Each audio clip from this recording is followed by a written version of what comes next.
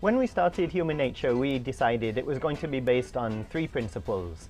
It was going to be pro-Philippines, pro-poor, and pro-environment. Pro-Philippines first. Every ingredient that we use should be able to be grown here in the Philippines. You know, when you look around the world, farmers in other countries are rich. Farmers in my country, England, are driving BMWs, they're driving Range Rovers, but here in the Philippines, they're the poorest. We wanted to find a way to really unleash the value that is here. Coming to places like this farm, it just reminds me how little reason we have to be poor as a country, how much abundance we have. Unfortunately, it's often other countries becoming rich from the land in the Philippines. And so our farmers are very good at producing world-class raw materials that the rest of the world turns into world-class finished goods and then sells back to us again at a higher price.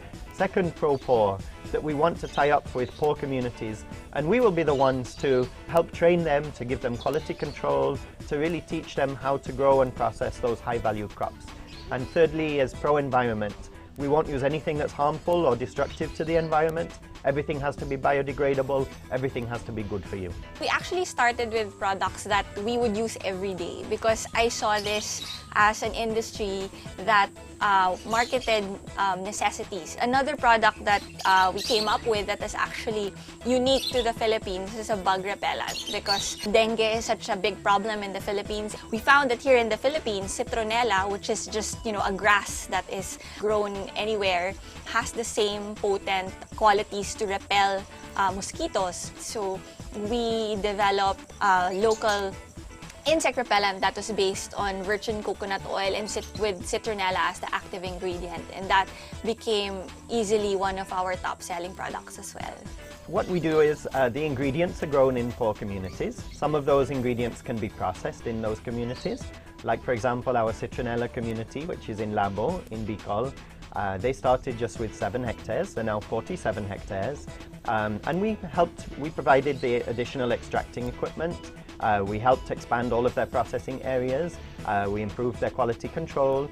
And Human Nature has even been able to help renovate the public school there and provide health insurance to all of the people. It seemed crazy to me that the people who are producing citronella, which protects us from dengue, couldn't even see a doctor themselves.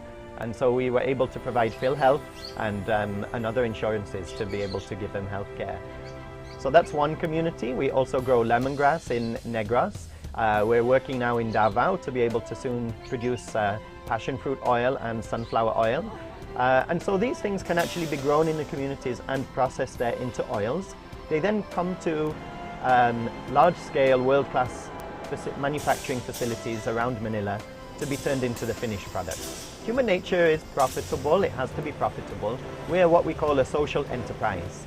In a social enterprise, we try to really consider everyone, and the purpose of our business is not to maximize profit. We say that it is to optimize profit.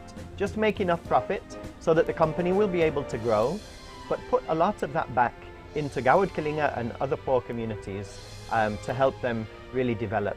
So as an example, when we started buying citronella, we were paying about 775 pesos per kilo. That was the price that the farming community was asking us to pay. But when we really studied with them, how much do they need to live on? It turned out that wasn't enough. And so rather than being a regular client of theirs and always trying to get them to sell it to us at a lower price, we worked out what do they really need. And it turned out they needed about 1,000 pesos from their oil in order to have good quality of life and grow.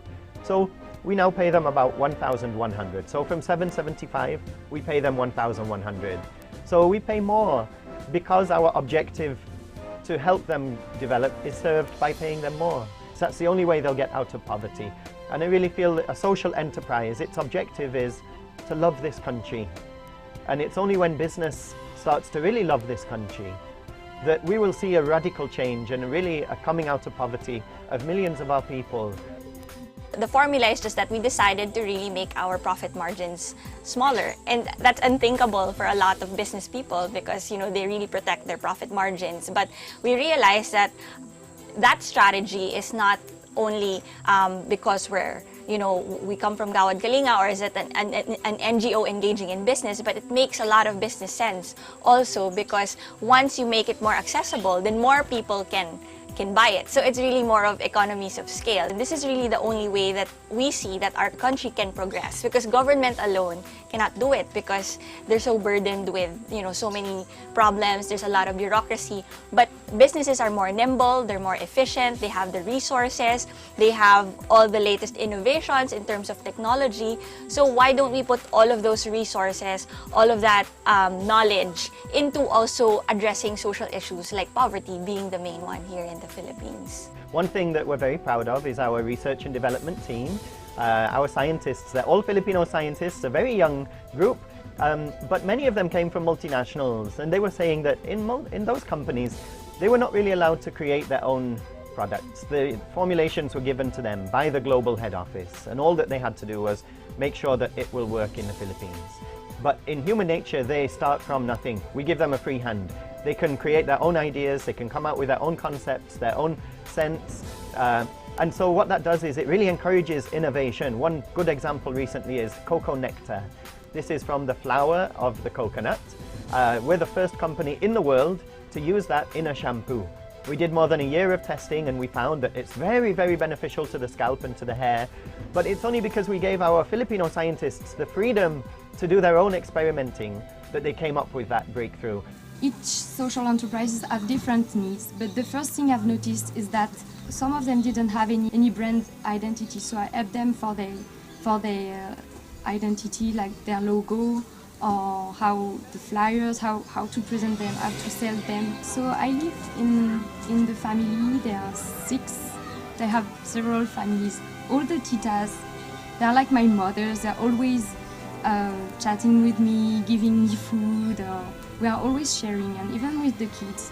So I feel that all the Enchanted Farm people are my family. And actually, staying here for 5 months, I really see the real felt needs from the community.